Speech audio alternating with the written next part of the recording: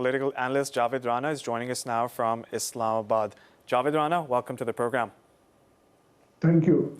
Javed, firstly, I want to ask you about the statement that has been released by Pakistani generals, Pakistani politicians. They're saying that they will give a befitting reply to the aggressors. So let me interpret it. I think it means that the response from Pakistan is not going to be proportionate. It would be disproportionate. By disproportionate, it means that if India conducts one missile attack on Pakistan, the response could possibly be 2 or 3 missile attacks inside India. I think that has been some kind of informal discussions which have already taken place.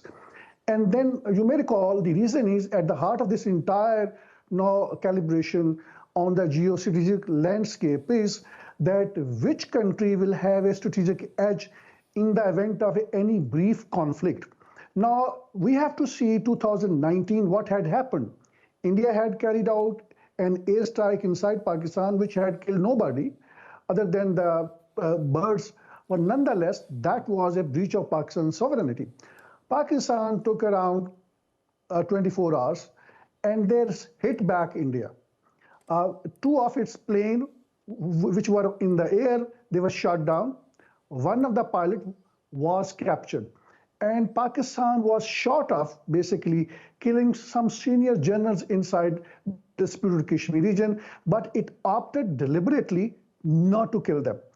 And it was a proportionate response which was designed not to escalate the conflict. This time around, the situation seems altogether different. Last time, we had a democratic government under Prime Minister Imran Khan, and he was cautious that there should not be escalation. Now, I think, learning from 2019, Pakistan considered that India is not listening to their strategic edge. India wants to somehow or the other, some kind of strategic edge where it can attack Pakistan, it can create an impression, some optics that India will hit back whenever there is any attack inside disputed Kashmir region, on whether or not India has an evidence or not. But since if there is any attack, India would hit back. That is the kind of the perception that India wants to create. Now, an option with Pakistan is left now, that it is going to hit back in a disproportionate manner so that to teach lesson to India not to attack on Pakistan on an evidence which does not exist, based on some kind of a media campaign against Pakistan. I think these are the calculations which are being made. We have not seen any response, any military response from India so far. India, there are some reports suggesting that India did try to make some incursions, but its so-called latest Rafale fighter jets, they had to retreat, and there are reports suggesting that the Pakistan had jammed the signals of the Rafale fighter jets. So, given the fact that Pakistan is obviously behind the scene, backed by China has a latest technology, and China is helping out Pakistan. So I think it is with every passage of day, it is becoming very difficult for India to attack Pakistan, but nonetheless, there is a possibility they can possibly go for it. And I think when it comes to the limited conflict, now there are calculations by many experts, and they're pointing out that Pakistan can win a limited conflict.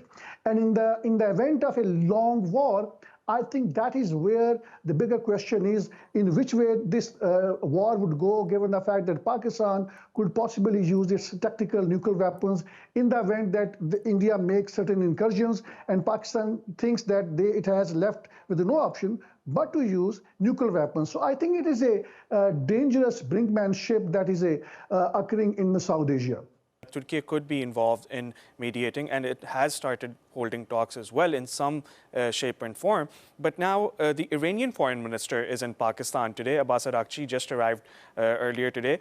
Tell me about his visit. And secondly, the Russian foreign minister, Lavrov, he has held a phone call with Pakistan's foreign minister, Ishaq Dar. Tell me about those two developments. I think a lot of countries want some kind of mediation. They want arbitration. But that is something which India would never accept. India would say that, I mean, if there is more pressure on India, India would say that we are going to hold negotiation bilaterally. And when there will be bilateral negotiations, India would say that Pakistan needs to stop terrorism. And that would be at the core part of the negotiations. And that means there would be no negotiation. Because when India talks about terrorism, then it doesn't present a very cogent evidence which is required. It doesn't present a plausible evidence. It comes up with the kind of intelligence reports which does not make sense. I think those talks would not go anywhere. So all these kind of friendly posturing from Turkey, from Russia, and from Iran and other countries, I think these are not going to work. These would stay a non-starter. This has been a typical pattern of India, that it would not get into any negotiations. It has already undertaken a zero-sum game by revoking a shared water treaty, which could not have been revoked. It is irrevocable under the international law. And in a similar fashion, it has degraded the diplomatic relations, blocked whatever the little trade that was there between two countries. So I think the kind of jingoistic campaign that Indian media has launched, that has reached to a tipping point. And now it is a backfiring. People inside India, they are asking their government that what was the point of launching a jingoistic campaign when you were not supposed to attack on Pakistan. The Indian services chief, their air chief, their ground troops chief, they're all telling, as a matter of fact, to their government that if they launch an attack on Pakistan, there would be consequences. Now, India so far has not been able to calibrate. They have not been able to get the kind of the international support that is required to carry out an attack on Pakistan. Other than J.D. Vance, he said that if there is a limited, I hope the limited conflict does not get into a war, into a bigger conflict. So that was an indication that he also fears. Apart from that statement, if you look at Donald Trump, and he used the word that both countries have been fighting from 1,000 to 1,500 years. He doesn't know the history of the South Asia, that the Pakistan came into being just 70 years ago. So again, but that shows that he is basically ignoring. Now India has to present some kind of evidence. I think that is the reason that now Pakistan has gone into United Nations Security Council, and it has called for a meeting. And Pakistan, my understanding is broadly want to discuss two things. It is going to highlight that India has been citing so-called the historical pattern of enmity between two countries in a similar situation in the past, in 2019. And on the basis of the past history, it has been blaming Pakistan for masterminding an attack inside the disputed Kashmir region, which had killed 26 tourists. Now, I think in that context, Pakistan wants international community to ask India what plausible evidence does it has. Pakistan is basically trying to call off the Indian bluff. Now, that is one part, but I think the bigger issue here is the Indus Water Treaty that was brokered by the World Bank in 1960. This treaty survived at least 3 to 4 wars between two countries. Now, as compared to those full-scale wars, this attack is a far small. I mean, in terms of comparison. But given the fact that there is the RSS government, which is now perceived to be a fanatical government, wants to annex most countries in the region, including Pakistan, I think they have launched a jingoistic campaign. They have a very strong desire to occupy Pakistan. But given the fact that Pakistan has been flexing its muscles, and it has tested many long-range and medium-range missiles, giving a clear warning to India that if Pakistan comes under attack, there would be a disproportionate response.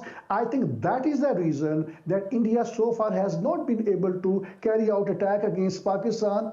Nonetheless, This could be a straightaway a deception, because there is an extremist RS government in New Delhi, and they can go mad. They can resort to any insanity and they can launch an attack on Pakistan. But I can tell you this time around that the response of Pakistan is going to be different to what had happened in 2019. India should not forget about it. That is the calculations which are being made in Rawalpindi and Islamabad in Pakistan. So again, the bigger picture is that India, as a matter of fact, has already committed an aggression.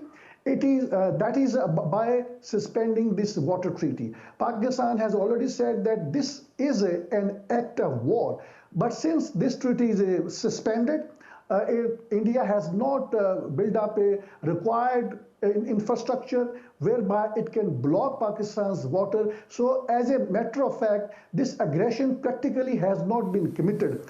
I think the day India tries to build up some kind of a required buildings, walls to stop the water going into Pakistan, I think that is where Pakistan could retaliate, and that is where I think the war between two countries can start off. Now, India does not have any argument on the basis of which it can revoke a treaty which is irrevocable. If there have to be certain amendments, those have to be done with the consent of each other.